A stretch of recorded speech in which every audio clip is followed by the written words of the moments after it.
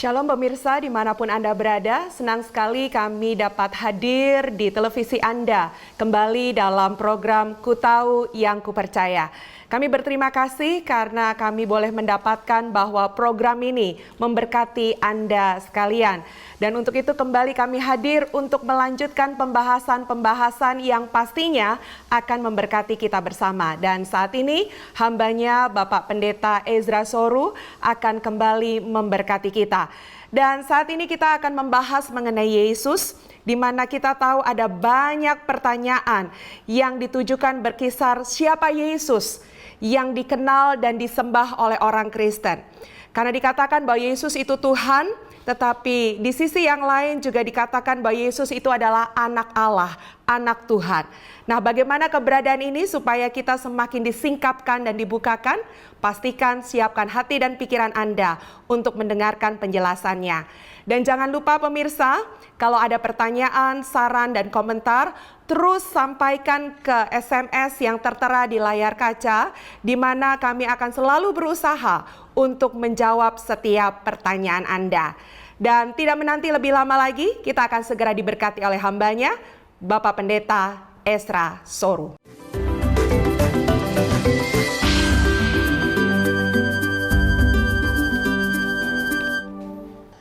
Baik, shalom saudara. Shalom.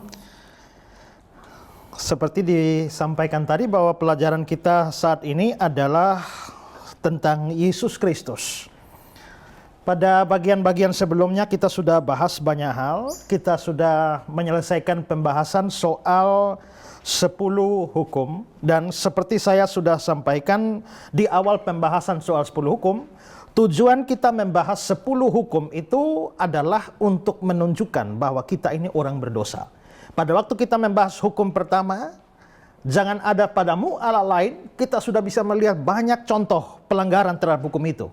Demikian juga hukum kedua sampai hukum ke-10, sehingga dengan belajar 10 hukum, kita tujuan utamanya sadar bahwa saya ini orang, bukan cuma orang berdosa, saya ini banyak dosanya. Itu tujuannya. Sehingga kalau kita belajar itu dan sudah sadar bahwa kita ini orang banyak dosanya, kita juga sudah membahas hal yang berikut adalah konsekuensi atau akibat dari dosa.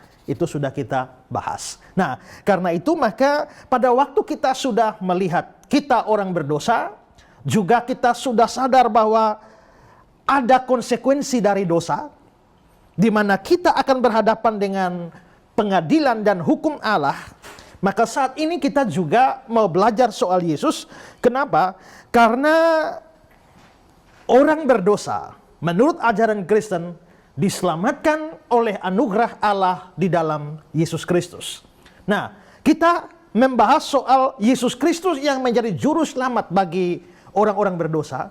Tapi muncul pertanyaan, kalau Yesus jadi juru selamat, lalu sebenarnya dia itu siapa? Ini penting sekali. Karena kalau kita mau bahas dia juru selamat, tapi siapa dia sesungguhnya tidak kita ketahui, maka itu menjadi sesuatu yang sia-sia.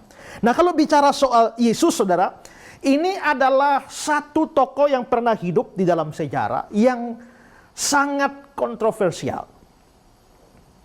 Orang sering menyebut bahwa Yesus itu hadir dalam dunia ini 2000-an tahun yang lampau. Dan tidak ada satu orang, tidak ada satu pemimpin agama manapun, tidak ada satu filsuf atau politikus manapun yang setelah 2000 tahun kelahirannya orang masih mempersoalkan siapa dia. Tidak ada. Saudara boleh cari siapa saja orang terkemuka, mereka paling bikin heboh dunia beberapa saat setelah mati masih dibicarakan. Memang ada banyak orang yang, ada beberapa orang yang setelah mati pun masih dibicarakan. Seperti Plato, ya, Aristoteles, dan beberapa orang yang lain. Tapi tidak dibicarakan begitu heboh. Tapi itu beda dengan Yesus. Yesus ini setelah 2000 tahun, dan saya percaya sampai akhir zaman, orang masih akan mempersoalkan siapa dia sebenarnya. Ini tokoh yang paling kontroversial. Dan tanggapan terhadap dia pun itu beragam. Ya. Kalau kita mempelajari berbagai macam kepercayaan soal Yesus, maka ada yang begitu menaruh Yesus pada tempat yang rendah. Ada yang menaruhnya lumayan tinggi, tapi ada yang menempatkan dia sebagai yang tertinggi. Kalau misalnya kita melihat di dalam agama-agama lain, ya, mereka paling-paling menganggap Yesus itu adalah manusia biasa, ya, atau paling banter adalah seorang nabi. Gerakan New Age Movement itu percaya bahwa Yesus itu hanya manusia biasa yang luar biasa. Manusia biasa tapi luar biasa. Tapi manusia sama seperti kita. Orang biasa saja, hanya luar biasa. Tapi agama seperti Islam menempatkan Yesus lebih tinggi dari sekedar manusia biasa. Karena mereka percaya bahwa Yesus itu atau Isa Al-Masih itu adalah seorang nabi atau seorang utusan dari Allah. Tapi sebenarnya ada juga yang menempatkan Yesus lebih tinggi dari nabi. Siapa? Saksi Yehova. Karena saksi Yehova, dia mengangkat Yesus lebih tinggi dari sekedar nabi. Mereka percaya bahwa Yesus itu adalah ciptaan pertama dari Allah, dan sesungguhnya Yesus itu adalah penghulu malaikat, yaitu Mikael. Itu dalam saksi Yehova. Ini lebih dari nabi, ini seorang malaikat, penghulu malaikat lagi. Ya. Tapi kekristenan yang ortodoks menempatkan Yesus pada titik tertinggi, yaitu bahwa dia adalah Tuhan dan Allah. Jadi kita melihat bahwa tanggapan soal Yesus ini, ada yang menempatkan dia pada posisi yang begitu rendah, biarpun dibanding kita sudah lumayan. Tapi ada yang menempatkan dia pada posisi yang bukan saja tinggi, tetapi tertinggi. Dan itu adalah kekristenan. Nah, saudara-saudara, karena itu maka pada kesempatan ini, kita akan membahas soal siapa Yesus itu. Karena Yesus ini adalah tokoh utama dalam kekristenan. Kita disebut Kristen karena mengikuti namanya dia. Karena dia adalah Kristus, kita pengikut dari Kristus, makanya disebut sebagai Kristen. Nah, karena itu maka tadi saya katakan, dalam kekristenan Yesus dipercaya sebagai Tuhan dan sebagai Allah. Dan ini hal pertama yang akan saya bahas soal Yesus Kristus ini. Tapi saudara, sebelum saya bahas lebih jauh, ada satu pertanyaan yang menurut saya paling banyak diberikan atau disodorkan pada orang Kristen. Pertanyaan yang datang dari orang-orang Islam seperti Zakir Naik dan beberapa orang yang lain. Pertanyaan itu diberikan di mana-mana, di sosial media, dalam berbagai macam kesempatan, dalam acara dialog-dialog antar agama. Pertanyaannya adalah, di mana di Alkitab Yesus mengatakan, "Aku adalah Tuhan, aku adalah Allah"? Tunjukkan satu ayat di Alkitab Yesus mengatakan, "Aku Tuhan dan aku Allah." Kalau ada ayat seperti itu, aku akan masuk Kristen sekarang juga. Itu pertanyaan yang sering kali kita dengar. Dan saya sendiri menerima pertanyaan seperti itu entah sudah berapa banyak. Dan saudara-saudara, saya akan menjawab pertanyaan seperti ini. Pertama, kita harus sadar bahwa dasar ajaran iman Kristen itu adalah seluruh kitab suci. Kristen tidak mendasarkan imannya hanya semata-mata pada kata-kata Yesus sendiri. Tidak. Tapi seluruh kitab suci. Dan di dalam kitab suci tidak melulu hanya kata-kata Yesus. Kitab suci mulai dari kitab Kejadian, Perjanjian Lama, sampai kitab terakhir PB, yaitu kitab Wahyu. Seluruhnya ini itu menjadi dasar dari kekristenan. Itulah sebabnya biarpun Yesus tidak mengatakan dari mulutnya langsung, "Aku Tuhan, aku Allah." Tapi kalau di dalam kitab-kitab yang lain, dari Kejadian sampai Wahyu ini, ada menyebut bahwa Yesus adalah Tuhan dan Allah. Tidak peduli Yesus tidak pernah mengatakan, tapi kalau kitab suci mengatakannya, orang Kristen percaya itu. Karena dasar kita adalah kitab suci dan bukan hanya kata-kata Yesus. Nanti akan saya tunjukkan dari kitab suci ayat-ayat yang secara eksplisit mengatakan bahwa Yesus adalah Tuhan atau Yesus adalah Allah. Jawaban saya kedua untuk pertanyaan seperti ini adalah, apakah kepercayaan bahwa Yesus adalah Tuhan atau Allah hanya bisa dibenarkan kalau itu keluar dari mulut Yesus? Apakah kesaksian orang lain menjadi otomatis tidak bisa dipercaya? Apakah kita hanya bisa mengenal seseorang dari pengakuan mulutnya sendiri? Apakah kita tidak bisa mengenal seseorang dari pengakuan orang lain yang mengenal orang itu?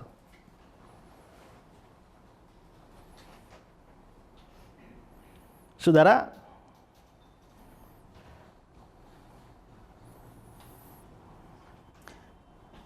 nama suami ibu siapa? Bona. Saudara-saudara, ibu ini mengatakan bahwa suaminya bernama Bona. Apakah saudara percaya?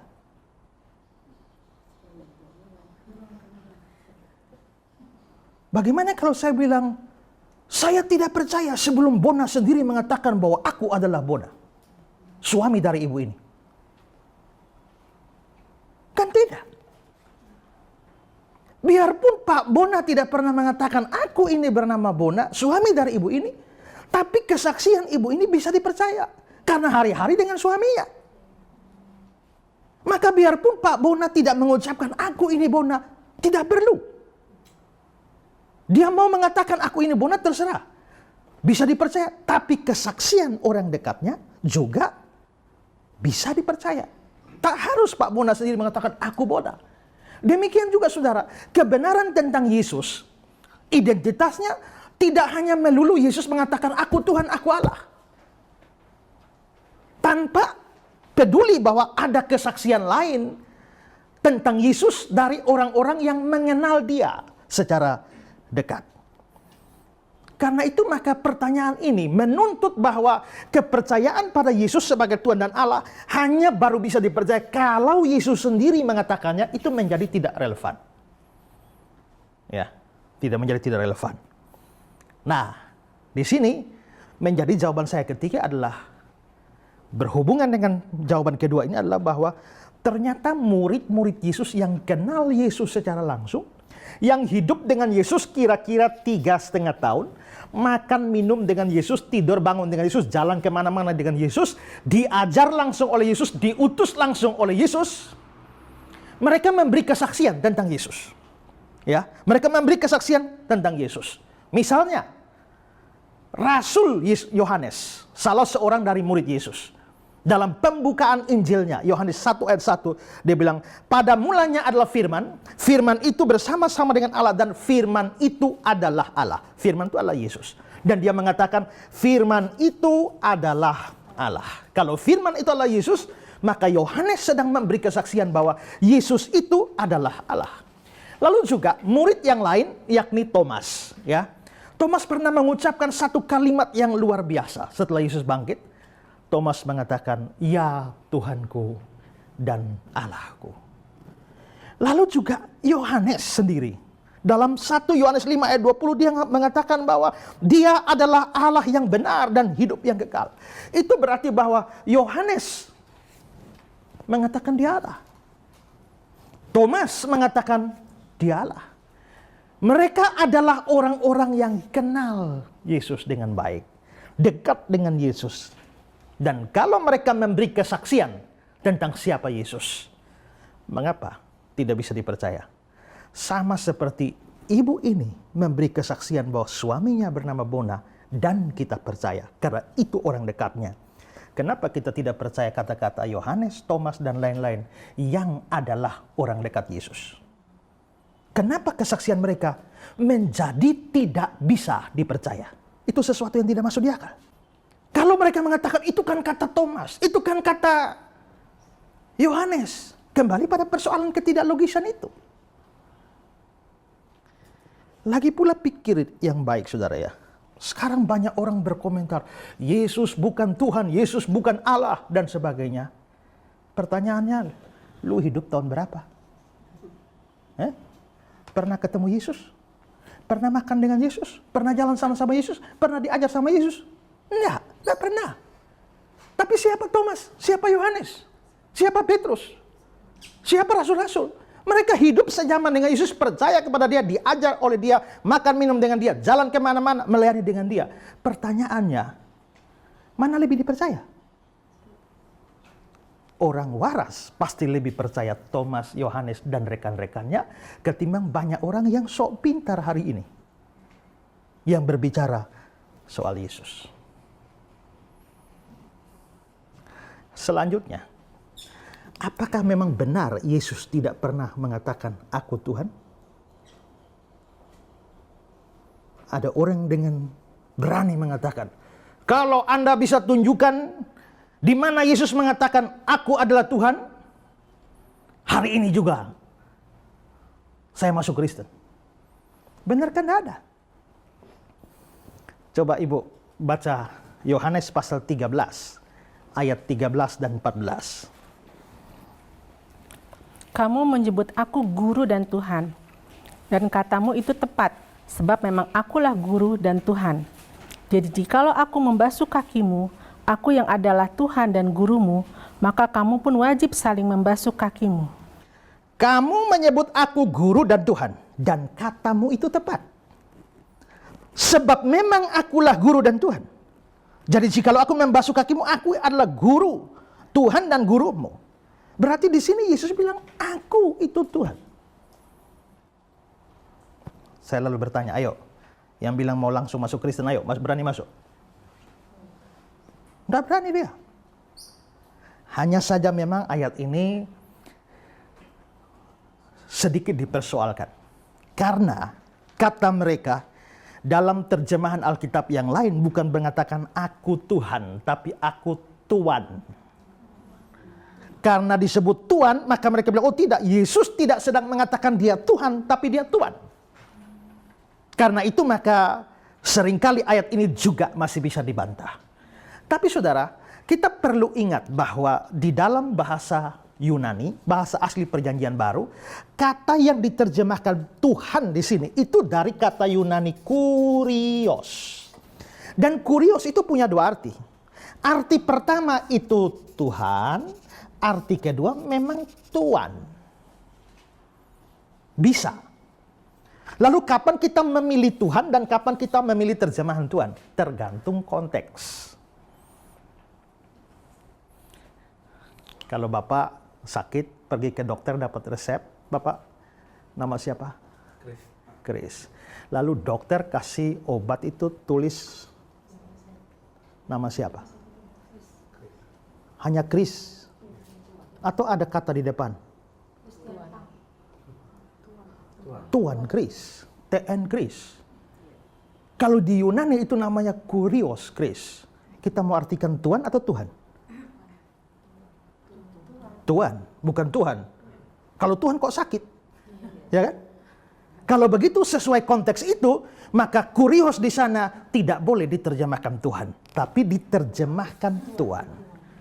Tapi nanti kalau kita melihat membaca di dalam surat Filipi, ya, Paulus mengatakan bahwa setiap lutut akan bertelut, setiap lidah akan mengaku Yesus Kristus adalah kurios.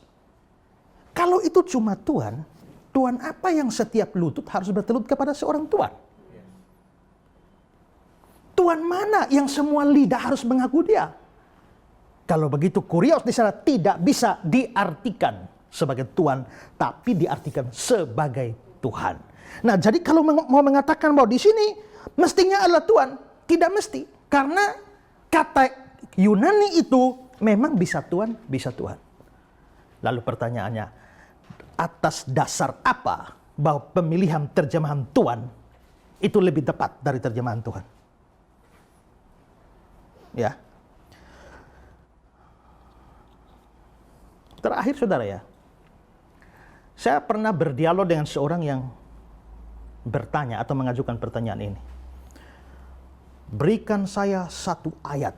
Yesus mengatakan, aku adalah Tuhan. Lalu saya jawab dia, tidak ada. Saya abaikan Yohanes 13, mengingat bahwa ayat ini masih bisa diperdebatkan.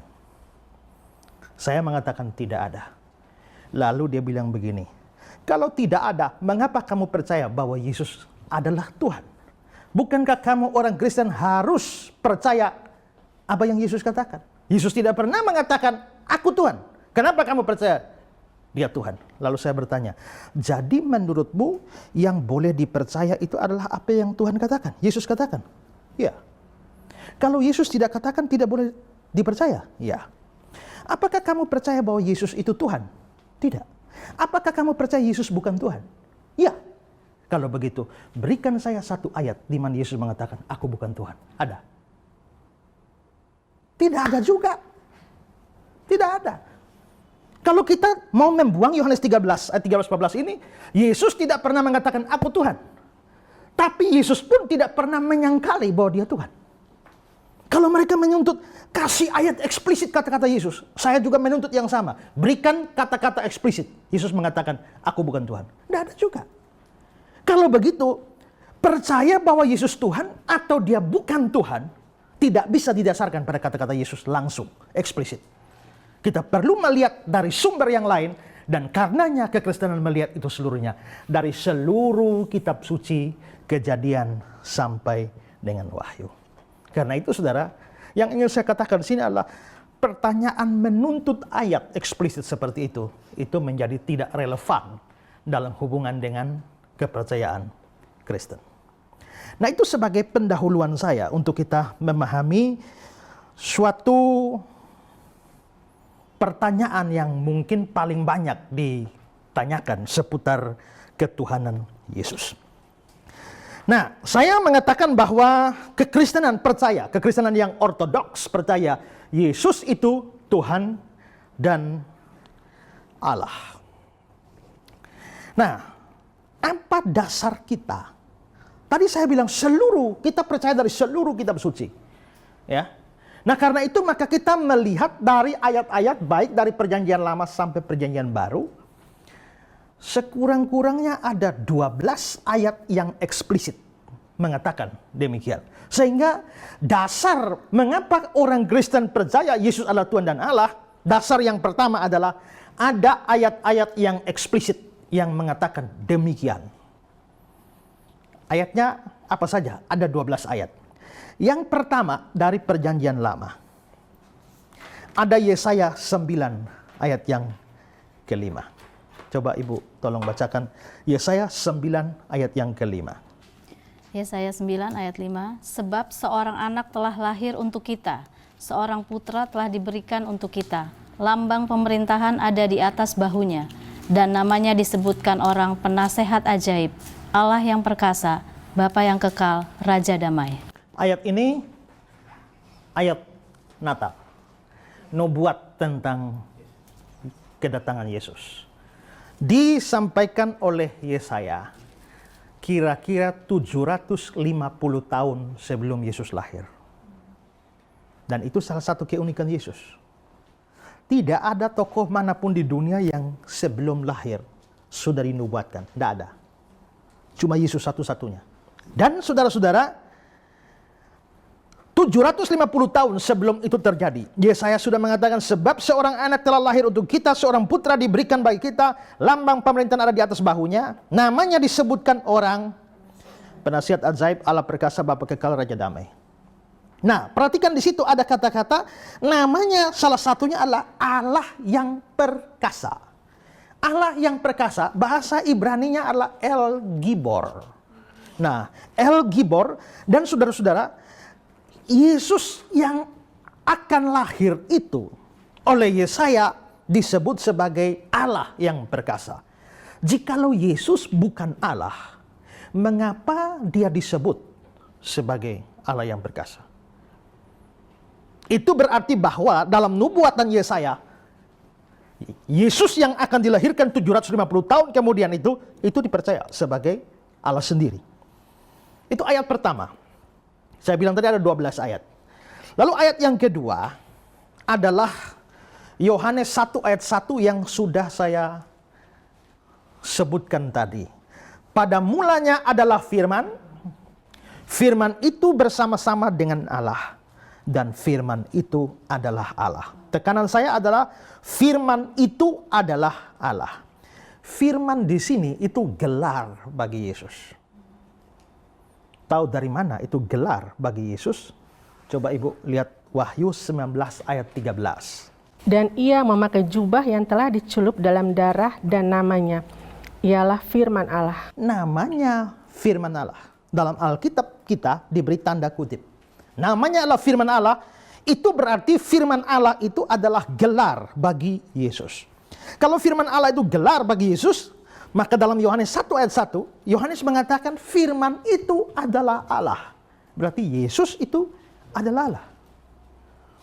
Ini ayat kedua yang mengatakan Yesus adalah Allah.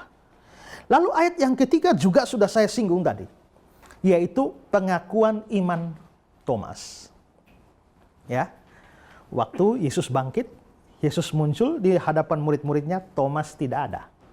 Maka Thomas tidak percaya. Sebelum aku taruh tanganku, lihat mataku, aku sekali-kali tidak akan percaya. 8 hari kemudian Thomas ada, Yesus muncul. Akhirnya Thomas, ya Tuhanku dan Allahku, my Lord, my God. Nah, saudara-saudara, ini pengakuan iman tertua. Gereja mempunyai banyak pengakuan iman. Tapi bagi saya, pernyataan Thomas ini, ya Tuhanku dan Allahku, ini adalah pengakuan iman tertua. Kalau Thomas mengaku, ya Tuhanku dan Allahku, ya berarti Yesus itu Tuhan, Yesus itu Allah.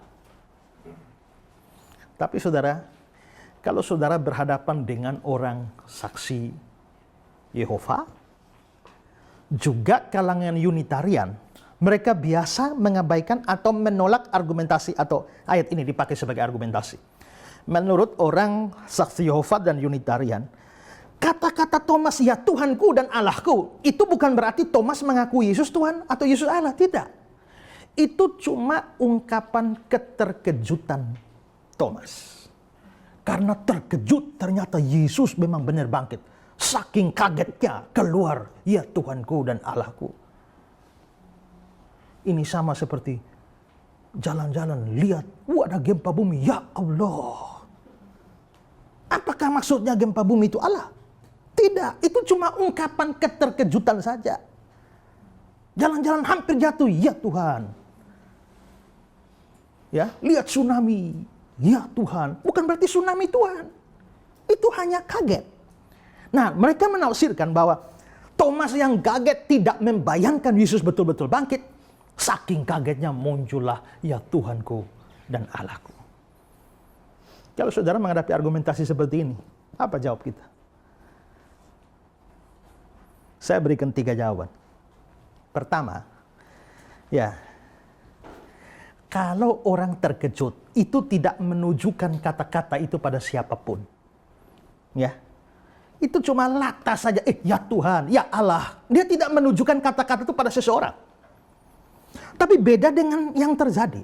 Thomas menjawab dia, ya Tuhanku dan Allahku. Berarti memang ini Thomas sedang bicara pada Yesus. Itu jelas beda dengan kalau orang terkejut yang tidak mengucapkan kata-kata itu pada siapapun. Hanya sekedar latah saja.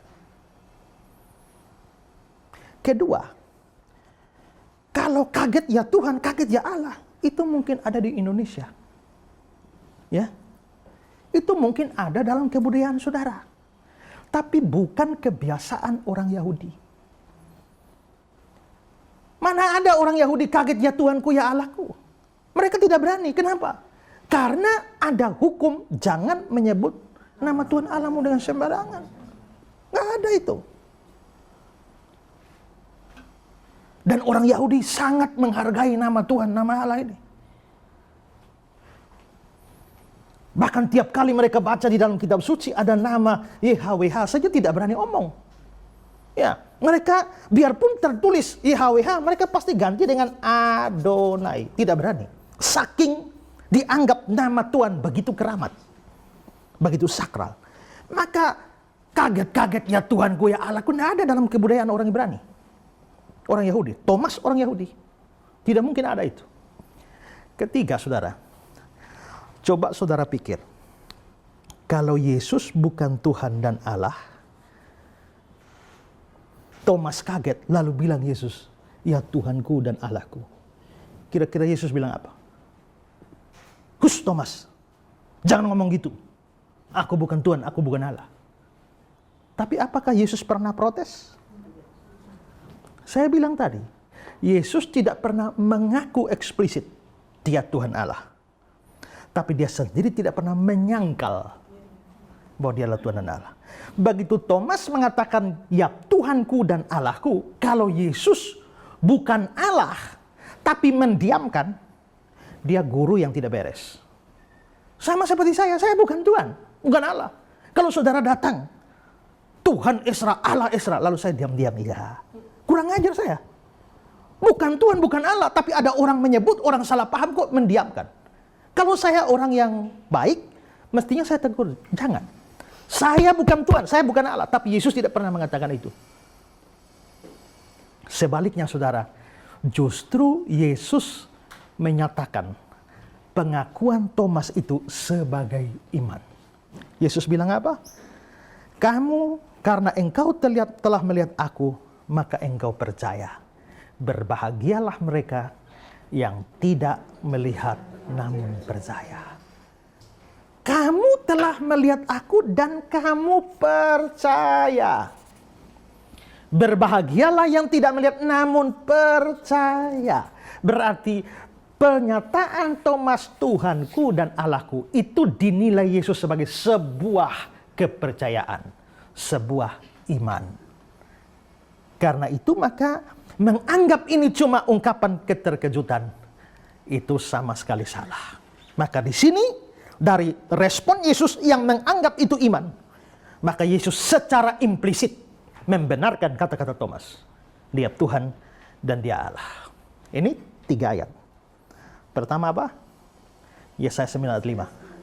Kedua, Yohanes 1 ayat 1. Ketiga, Yohanes 20 ayat 28. Yang keempat, ada Roma pasal 9 ayat yang kelima.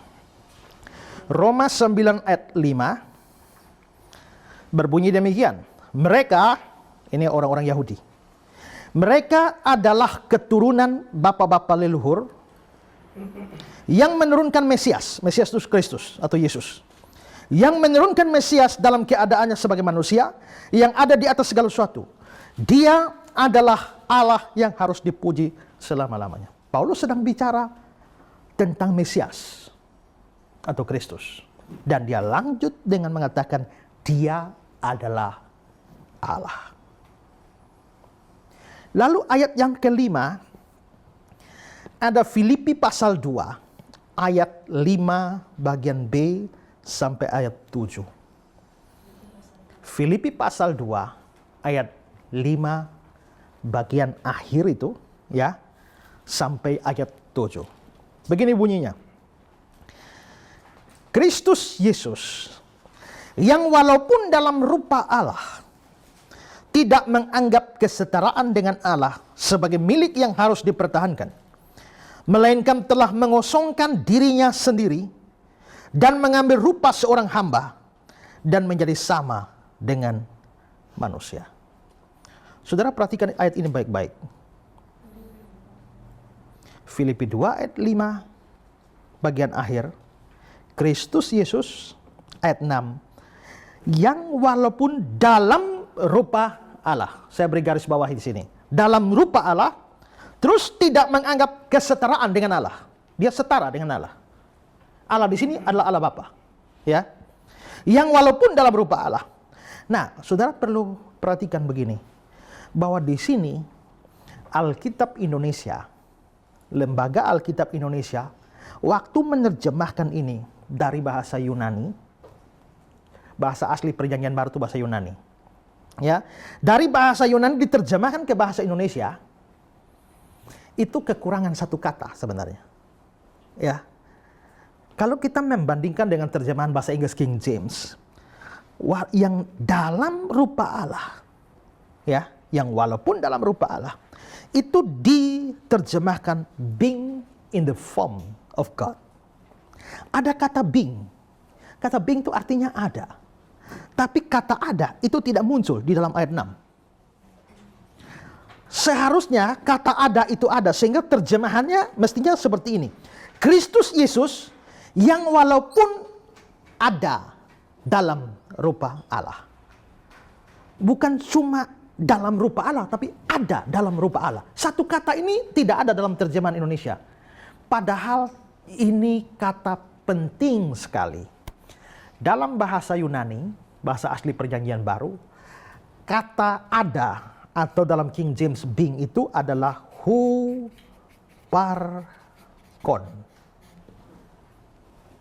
Apa itu huparkon? Huparkon itu adalah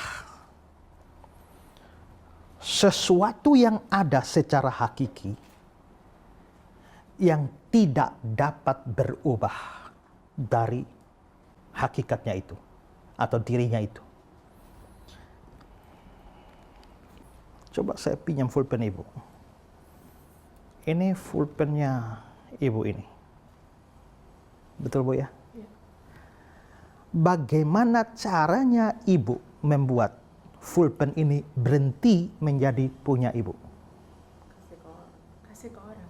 Kasih saya. Begitu kasih saya, pulpen ini yang milik Ibu menjadi berhenti bukan milik Ibu lagi, sudah milik saya. Atau buang di jalan. Selesai. Ya kan? Gampang. Saudara punya mobil.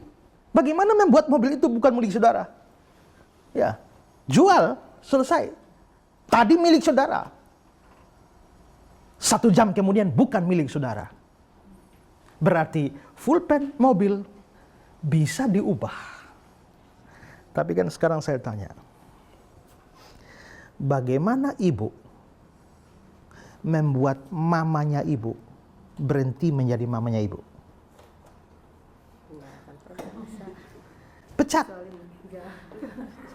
Biar pecat tidak bisa merubah fakta. Ibu nama siapa? Mamanya nama siapa? Bu Eriati. Eriati. Bagaimana Ibu Eriati berhenti menjadi mama? Gak bisa. Dipecat. Gak bisa berubah. Tetap ada. Dibunuh. Juga tetap, biar dibunuh tetap faktanya adalah yang dibunuh itu mamanya. Lalu dibikin bagaimana? Sama sekali tidak bisa, bukan? Artinya mama tidak bisa diubah menjadi bukan mama lagi. Itu kira-kira gambaran dari huparkon.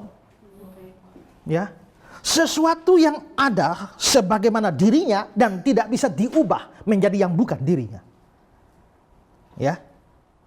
Maka Yesus kalau dikatakan huparkon Allah. Yesus yang being in the form of God. Dia ada dalam rupa Allah. Kata ada ini huparkon. Artinya Yesus itu adalah Allah. Dan dia tidak bisa menjadi bukan Allah. Biarpun nanti dia menjadi manusia. Dia tidak pernah menjadi atau berhenti menjadi Allah. Karena itu di dalam terjemahan yang lain. JNB mengatakan ayat ini Filipi 2 ayat 6. He always had the nature of God. He always, dia selalu berada dalam natur Allah. Seorang wali kota tidak selamanya jadi wali kota. Seorang presiden tidak selamanya jadi presiden. Bahkan orang bisa berteriak 2019 ganti presiden. Tapi seorang Allah tidak bisa menjadi atau berhenti pensiun cuti sebagai Allah. Nah, Yesus ada dalam huparkon ini. Artinya dia betul-betul adalah Allah dan apapun terjadi tidak bisa berhenti jadi Allah. Itu Filipi pasal 2, ya. Ayat berikut adalah Titus 2 ayat yang ke-13. Titus 2 ayat 13. Coba dibacakan. Dengan menantikan penggenapan pengharapan kita yang penuh bahagia dan pernyataan kemuliaan Allah yang maha besar dan juru selamat kita Yesus Kristus. Saudara perhatikan ayat ini. Khusus kalimat Allah yang maha besar dan juru selamat kita Yesus Kristus. Allah yang maha besar dan Juru Selamat kita, Yesus Kristus. Pikirkan kalimat ini. Kalimat ini membicarakan satu pribadi atau dua pribadi. Ingat, ada kata dan. Allah yang Maha Besar dan Juru Selamat kita, Yesus Kristus.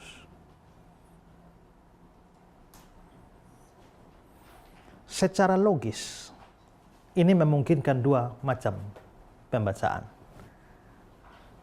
Pertama, Allah yang Maha Besar dan Juru Selamat kita, Yesus Kristus.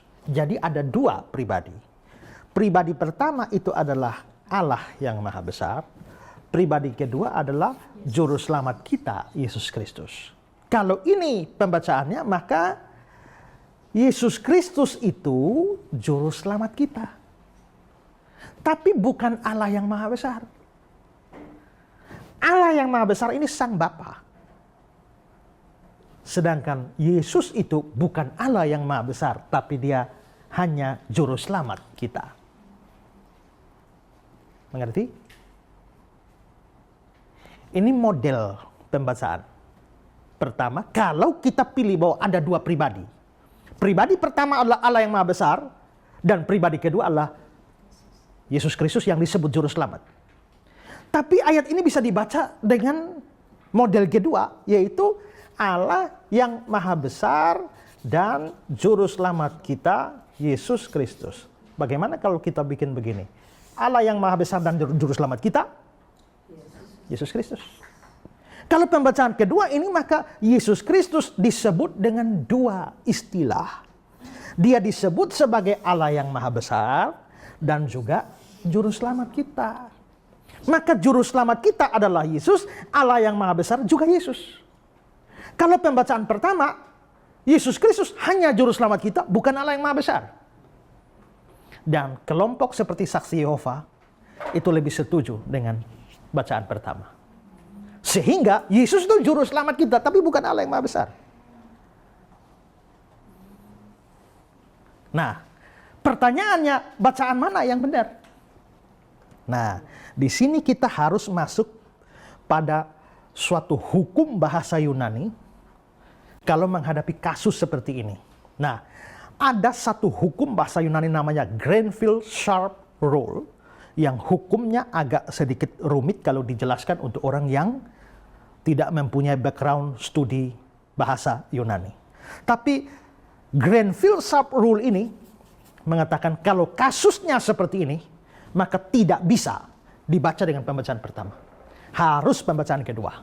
Maka dari situ, misalnya Dana and Mante yang menulis buku hukum bahasa Yunani mengatakan bahwa pembacaan kedua itu yang cocok dengan struktur bahasa Yunani. Sehingga Allah yang Maha Besar dan Juru Selamat kita, Yesus Kristus. Yesus adalah Juru Selamat kita, tapi Yesus juga adalah Allah yang Maha Besar. Ya. Ayat berikutnya, Ibrani 1 ayat 8. Nah, saya baca ayatnya. Tetapi tentang anak, dia berkata, tahtamu ya Allah, tetap untuk seterusnya dan selamanya, tongkat kerajaanmu adalah tongkat kebenaran. Perhatikan saudara, tetapi tentang anak. Ini terjemahan Indonesia juga agak kurang pas. Mestinya kalau dibanding dengan terjemahan bahasa Inggris bukan tentang anak, tapi kepada anak. Kita rubah terjemahannya. Tetapi kepada anak, ia berkata. Ia ini siapa? Tuhan. Yesus. Tuhan. Allah. Tetapi kepada anak, anak ini siapa? Anak ini Yesus. Ia berkata, ia ini siapa? Bapa. Jadi itu berarti bahwa Bapa sedang bicara kepada anak atau Yesus. Ya kan? Bapa ngomong kepada Yesus, ngomongnya bagaimana? Tahtamu ya Allah. Berarti Bapa memanggil Yesus Allah. Ya kan? Ada banyak orang non-Kristen.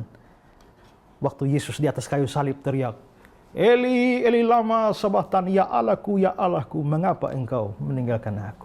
Lalu mereka bilang, kalau Yesus Allah, Allah mana lagi yang dia panggil?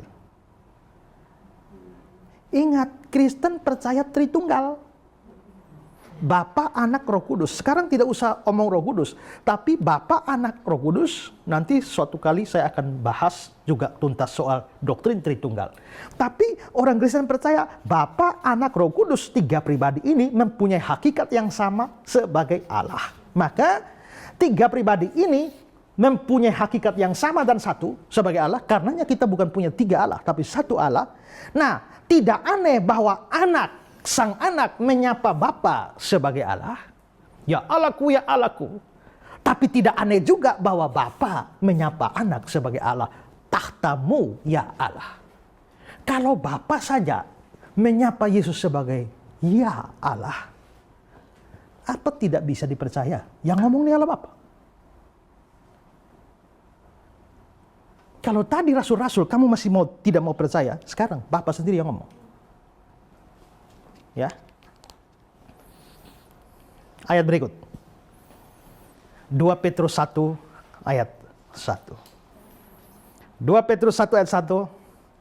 Dari Simon Petrus, hamba dan rasul Yesus Kristus, kepada mereka yang bersama-sama dengan kami memperoleh iman oleh karena keadilan Allah dan juru selamat kita, Yesus Kristus. Allah dan juru selamat kita, Yesus Kristus. Ini kasusnya sama dengan Titus 2 ayat 13 tadi.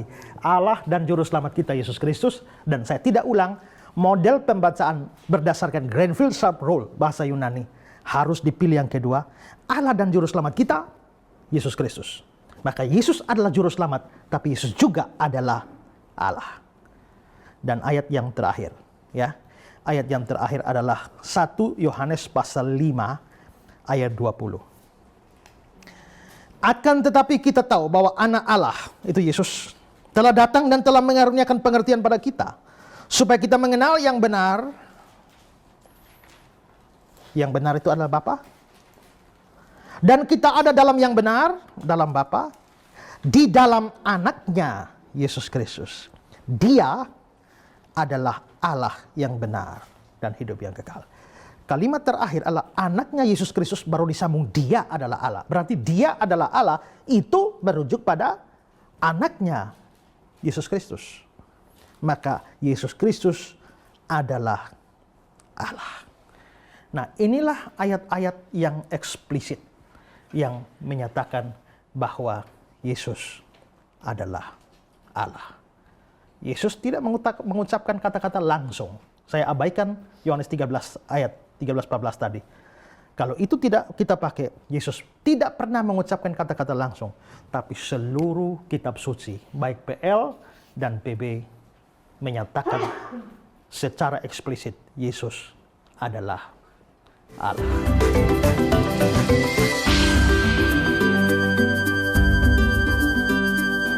Ya, pemirsa, tidak ada keraguan lagi bagi kita mendengar penjelasan bahwa Yesus itu adalah Allah. Tadi hambanya sudah menjabarkan bahwa secara eksplisit firman Tuhan banyak ayat yang mengungkapkan bahwa Yesus adalah Allah, dan kemudian ada gelar-gelar yang disandingkan kepadanya yang juga menyatakan dengan tegas bahwa Yesus adalah Tuhan. Dan itu memberikan pencerahan bagi kita di mana Yesus adalah Allah, sekalipun mungkin ada orang yang menanyakan dia anak Allah, tetapi dia juga Allah.